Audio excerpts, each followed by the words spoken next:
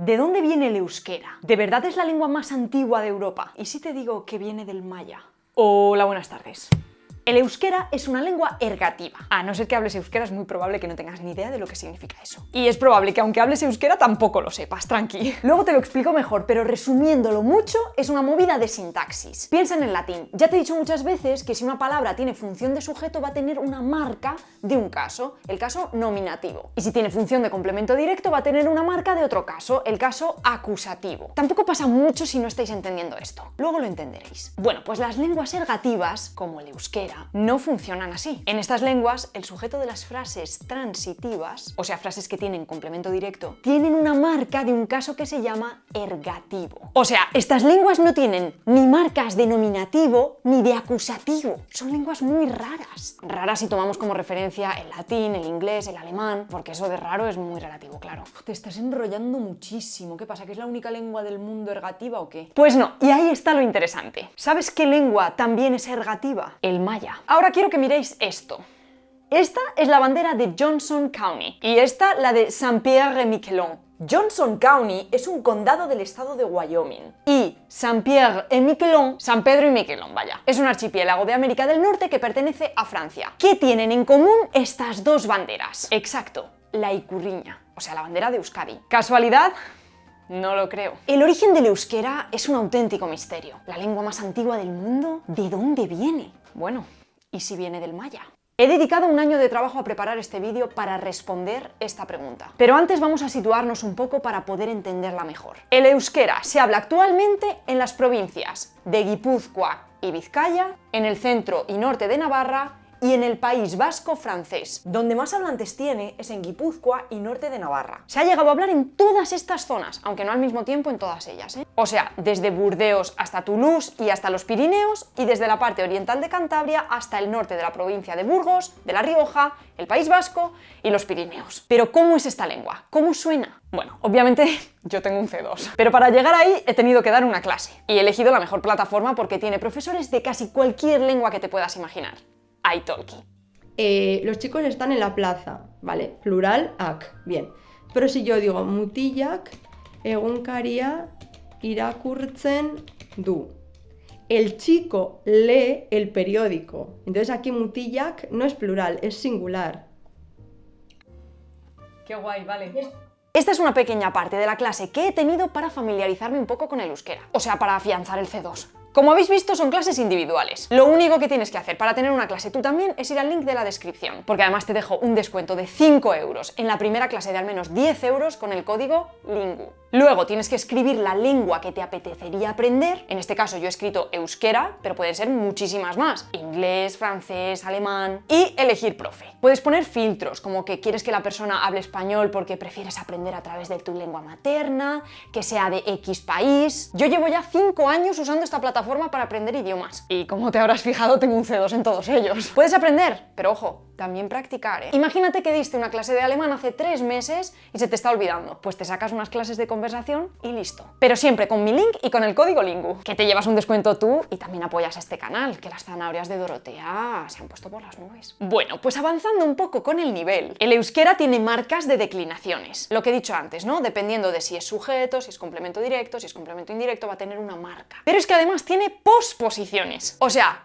preposiciones, pero que van detrás, por eso son pos, del sintagma. Las marcas de caso, o sea, de esas declinaciones, en latín, por ejemplo, iban al final de cada palabra, pero en euskera no, esa marca va al final del grupo nominal. Vamos a hacer una cosa muy guay, vamos a comparar el euskera con el latín, para que veáis la diferencia de las marcas de casos. Imaginaos que esto es el sujeto de una frase, mi malvado padre. En latín se diría pater malus meus. Tiene las terminaciones er y us, porque en latín el sujeto tiene las marcas del caso nominativo y estas marcas de nominativo en estas palabras son er y us. En euskera sería nire aita gaiztoa. Pero si digo, mi malvado padre ve a tu malvado padre, ahora tenemos un complemento directo. A tu malvado padre. En latín el complemento directo tiene el caso acusativo. Pater malus meus, patrem malum tuum vide. Ahora tiene las terminaciones em, que son las marcas de acusativo en estas palabras. ¿Y cómo sería en euskera? Nire aita gaiztoak, zure aita gaiztoa ikusten du. A ver, ikusten du es el verbo. Ahora, como la frase es transitiva porque lleva complemento directo, el sujeto está en caso ergativo, que es la movida que os he dicho antes que pasa en este tipo de lenguas. Así que la marca, en lugar de llevarla en todas las palabras como en latín, solamente la lleva en la última, que es esa K de gaiztoak, y la segunda A es el artículo, por cierto, que se pospone, como el malvado. Una cosa que tienen en común el latín y el euskera es que el verbo va al final. Pero yo no he entendido bien lo que es el ergativo, porque es eso lo que lo conecta con el maya, ¿no? Exacto, a ver, es que no es sencillo, y menos si no has estudiado nunca una lengua que tenga marcas de casos. Pero bueno, simplificándolo mucho, demasiado y con errores, todo depende de si la frase tiene complemento directo o no, es decir, de si es transitiva o intransitiva. Si la frase es transitiva, el sujeto tiene una marca de un caso que se llama ergativo. Por eso estas lenguas se las llama lenguas ergativas. Y en estas frases el complemento directo va a tener lo que se conoce como marca cero, que mintiendo un poco y simplificándolo mucho podríamos decir que no tiene nada. Y luego, si la frase es intransitiva, el sujeto ya no va a tener una marca de ergativo, sino que va a tener marca cero. Y ahí está la gracia. En latín, en alemán, la marca del sujeto siempre va a ser denominativo. Da igual que la frase sea transitiva,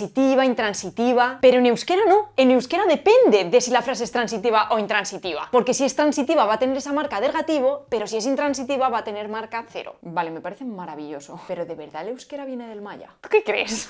A ver, vamos a ver dos cosas. Es tan antigua y viene del maya. Imagínate que estamos en los Pirineos. Aquí hay una familia que habla catalán. Vamos a ir retrocediendo atrás en el tiempo, generación tras generación, hasta llegar a la época romana. Esa familia nunca ha aprendido una lengua nueva, siempre ha sido la lengua de la familia. O sea, los padres iban hablándosela a sus hijos, generación tras generación. Lo que está claro es que la primera generación hablaba latín y la última catalán. Pero claro, ¿en qué momento cortamos y decimos, no, aquí hablaba latín y aquí hablaba catalán? Pues no se puede. Simplemente unos señores en un momento de la historia dijeron, mira, de aquí a aquí se va a llamar latín a eso que hablan y de aquí a aquí se va a llamar catalán. Pero que esos señores le hayan cambiado el nombre no afecta en absoluto a las lenguas. Hacemos lo mismo con una familia de Atenas. La lengua de la primera generación va a ser muy diferente a la de la última generación. Pero en estos dos casos, las dos lenguas se llaman griego. ¿Por qué? Pues porque la gente decidió llamarlas así. O sea, somos los hablantes los que ponemos los nombres a las lenguas. Y lo mismo pasa con el euskera. Si buscáis en internet vais a encontrar que el euskera tiene una antigüedad de unos 6.000 años. ¡Guau! Es muchísimo tiempo, ¿eh? Bueno, pues si buscáis en internet la antigüedad del indoeuropeo, os va a salir una cifra más o menos similar. La diferencia es que el indoeuropeo ha ido cambiando del nombre. Pasó de ser indoeuropeo a ser latín, a ser español. Y sin embargo, al euskera o al vasco lo vamos a seguir llamando igual. Pero os aseguro que el euskera de hace 6.000, 5.000,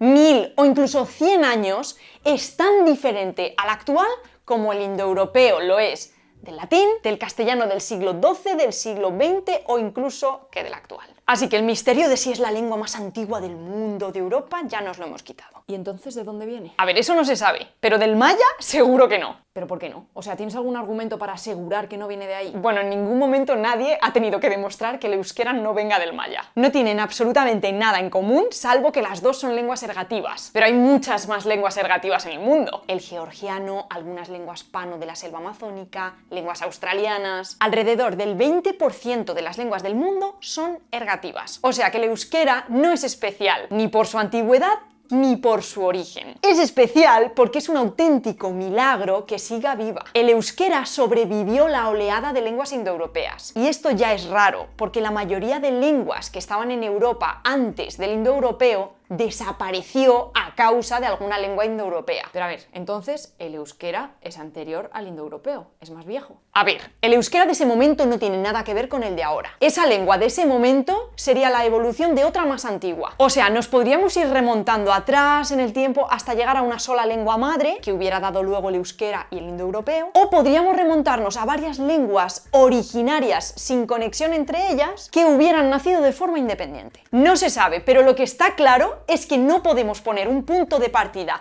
ni para el euskera ni para el indoeuropeo. Realmente no podemos poner un punto de partida para esos dos continuos cronológicos lingüísticos. Porque como he dicho antes, ¿cómo se sabe cuándo empieza y acaba una lengua? Lo que hablamos ahora podríamos llamarlo indoeuropeo moderno, igual que euskera moderno de lo que se hablaba hace 6000 años. No tiene sentido hablar de que una lengua sea más antigua que la otra, pero bueno, lo curioso es que el vasco sobrevivió al latín. Y esto sí que es raro. Cuando desapareció el íbero, ya en la época imperial, es decir, después de Cristo, el euskera se quedó rodeado de lenguas indoeuropeas. ¿Pero y por qué sobrevivió? Eso no se puede saber, pero hay varios factores que ayudaron. El primer factor es que cayera el Imperio Romano de Occidente, porque si no hubiera caído, el latín habría seguido expandiéndose. De hecho, la Iglesia siguió expandiéndolo, pero no tenía la misma fuerza que el imperio. Luego, por otra parte, siempre se dice que los romanos no llegaron al País Vasco, pero eso no es verdad, sí que llegaron. También llegaron a Navarra. Sí que es verdad que los romanos habrían tenido más presencia en las zonas llanas del interior y en la costa, y se habría conservado mejor el euskera en las zonas más montañosas. Serían zonas donde el euskera habría sobrevivido más. Luego, después de los romanos, llegaron los visigodos. Y ahora sí, estos parece que nunca ejercieron un poder efectivo sobre el territorio. Puede que tuvieran un poder nominal, pero allí los vascones hacían lo que les daba la gana, básicamente. De hecho, las peleas entre vascones y godos fueron bastante comunes. Así que el euskera sigue tranquilamente en su rinconcito. Y no solo eso, sino que tras la conquista musulmana y la aparición de los núcleos cristianos del norte, los vascoparlantes empiezan a colonizar otras tierras y empiezan a migrar a otras zonas, como el norte de Soria, La Rioja y Burgos. Incluso lo que hemos dicho antes de la cristianización jugó a su favor. Parece que el cristianismo no fue una religión generalizada en su zona hasta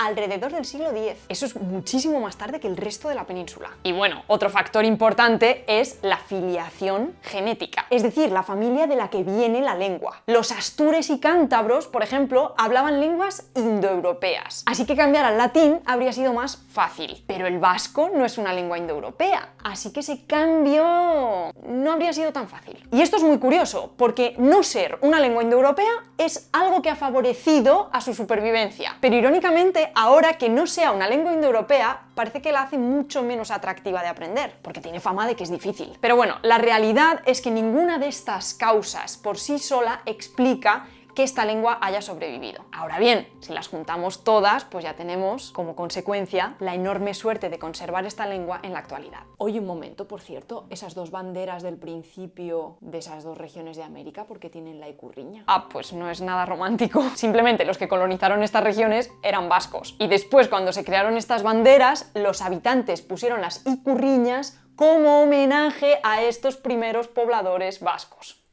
Harry Potter, Jurassic Park. ¿Quién inventó la ñ o por qué se dice vos? Es más correcto castellano o español, porque es el agua fría o quién es vuestra merced. Aunque al final todo se puede explicar gracias a un rey. ¡Que no!